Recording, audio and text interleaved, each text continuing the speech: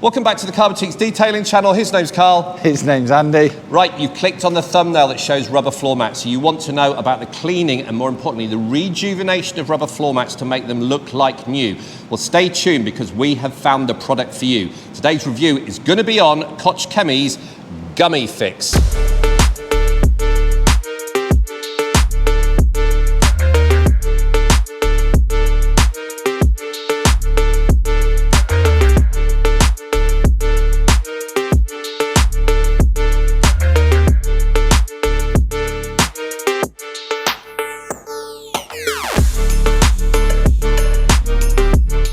Okay, so we're looking at Koch Chemie Gummifix. Now, the original intent of this video was actually to do a comparison video of 5 products, but we sort of changed our tune as we went through the testing. Now, Carl, you did the testing on all these products, including this one, and we found some quite interesting results that left us really, but no choice really, to just look at this specifically, didn't we? So yeah, like Andy said, we were planning to test 5 products, but when we came out to carry out this test, we felt there was a slight disadvantage for the other 4. When we came to it, the 4 of the other products left a shiny, slippy residue where Gummifix didn't. And we felt it was unfair to carry on with that test purely because the other 4 didn't actually state that they were a non-slip dedicated product. So at that point we decided to change the review. Now, this was the actual test panel that Carl did his testing on, and I don't know if you can see, but there was a panel along the middle that was matte finish and was not slippy. All the other ones were slippy. So we thought, no, we're just going to focus on this product because this product, the Gummifix, professes to be non-slip. So like you said, and I think it's quite fair, there were no point in sort of critiquing the other 4. Yes, they enhanced shine and some of them actually cleaned the rubber really, really well, but they never said on the packaging they were non-slip. So we changed the focus of this video to bring to you our process and recommendation for using a specific product that enhances the actual aesthetics of the rubber but leaves a non-slip finish. And on car mats, that is so important. And we really can't emphasize that enough. Car mats and things like pedals on your car, etc., you may want them to look good, but if that leaves a slippery residue, that is a big no-no. And we find that Gummifix was the only one out of the 5 we tested that actually does that. So we're going to start the process with 2 products, the cleaning and the rejuvenation. Okay, we've got a nice dirty rubber floor mat to do the demonstration on, but before we actually use the Gummifix, which is restoring the aesthetics, we're going to clean it. So we're going to be using Koch Chemie Green Star, which is their universal cleaner. Now, I've mixed this up at 10:1. You can up it to 5:1 if you've got really dirty rubber floor mats, but these aren't too bad, so we're going to mix it up at 10:1. We're then going to take it outside, give it a good clean, and then bring it inside so we can really look at how good Gummifix is.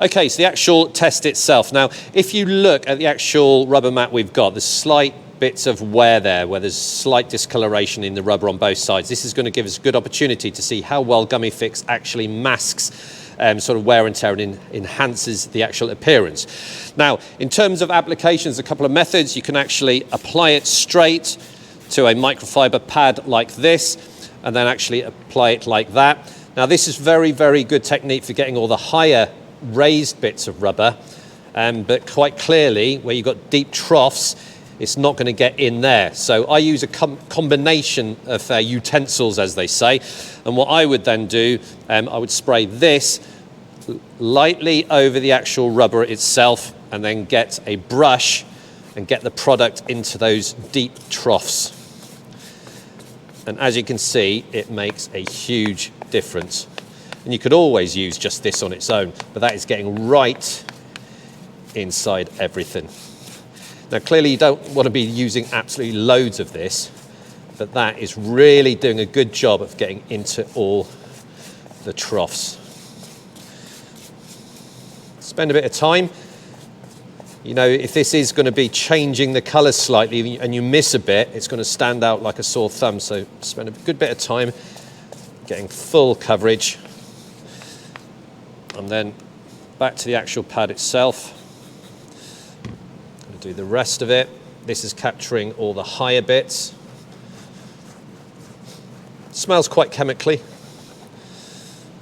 Slight spray. Back to my brush. Getting it in all the troughs of the rubber. Now, on the camera at the moment, it looks, wow, massive difference. It's gone all dark. It's a miracle. And when you see some demos on YouTube, people will stop there and you think, oh my God, it's amazing. But we're going to let this dry, because after it's dried is how you're going to be having the experience of it. So I'm more than happy that I've got good coverage over the test side.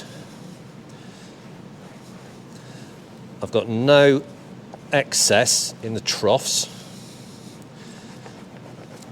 I am now going to leave this to dry, and we'll come back and have a look at how it's enhanced the appearance of this rubber.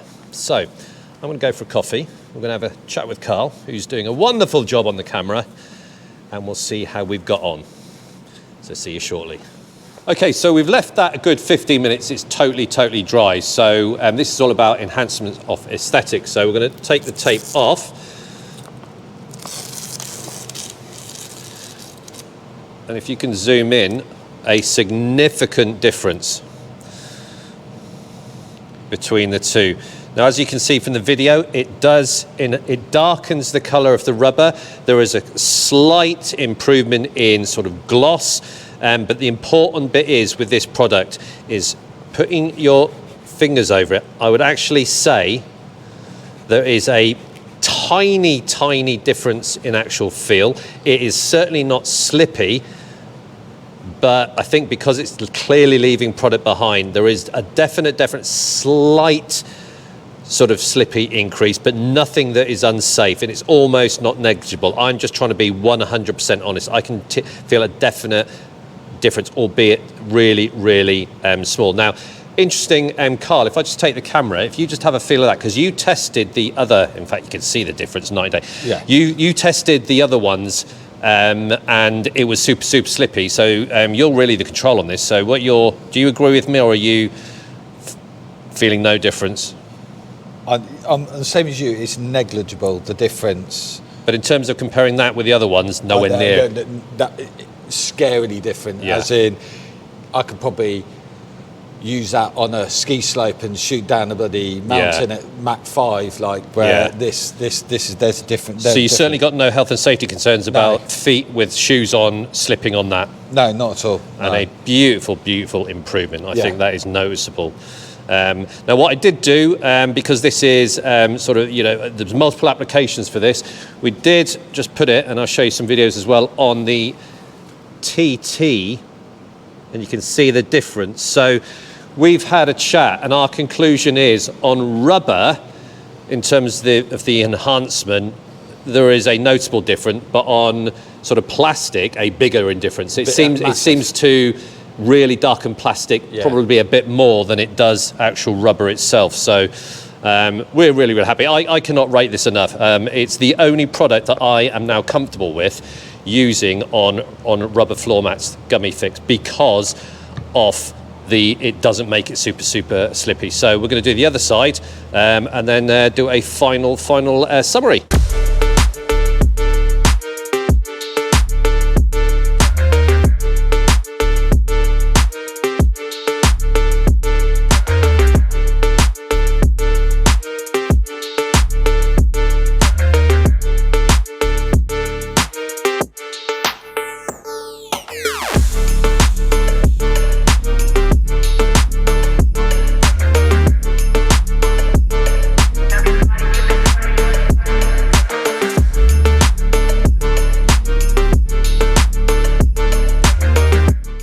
Okay, so testing over, and as you can see on the video, a huge improvement. So after we've had a quick summary chat, we'll do the before and after, and I'm really pleased with these. We're both in agreement that the Green Star and the Gummifix are one of those marriages that really work well together. And the Universal Cleaner is a very versatile product, and this comes into its own for rubber floor mats because it does not make them dangerously slippy. So I'm really pleased with that. You did all the testing on all of them. Your thoughts as well? It comes into its own on rubber floor mats? Absolutely. So obviously we said right at the start that this video wasn't going to test 5 different products, including the Gummifix. When we came to it, the other products, although did clean and give good protection, good finish, but the problem is it was a slippy finish. Yeah. So that's why we concentrated on this and what it's designed to do, which is a non-slip restoration type product. And it was fantastic, as you can see from the results of those photos. So for me, yeah, cracking product. Absolutely. Now, we don't class ourselves as social influencers or anything like that. We're not here to encourage you to buy stuff. But I'm going to break the rules on this one. I think if you are looking to enhance, almost give that back to new appearance of your rubber floor mats, that finishing touch on your interior cleans, I would recommend you go and try this because it's the only product that I now put on rubber mats. All right, I'll clean all my rubber mats and all that kind of stuff, but up until now, before I actually found this product, it's the only product I'm going to be putting on it. Great on plastics as well, and we showed the difference that it makes on that. And like we said, I would suggest it darkens the colour more on plastics than it does on our rubber. But we're both in agreement. I wouldn't even put this on things like your pedals. Don't put anything on the pedals on your car, even if this doesn't enhance the slipperiness. Clean them, leave them as they are from a health and safety point of view. So we are definitely not endorsing putting this on your pedals in your car. So we're really happy with it. It's turned out well. Like I said, the intent was to do a comparison video, but I think it's morphed into this for good reason. And we'll run the before and afters. So until the next video, from Carl. Goodbye. And from me. Andy. Goodbye as well. Yeah. Take care. Bye.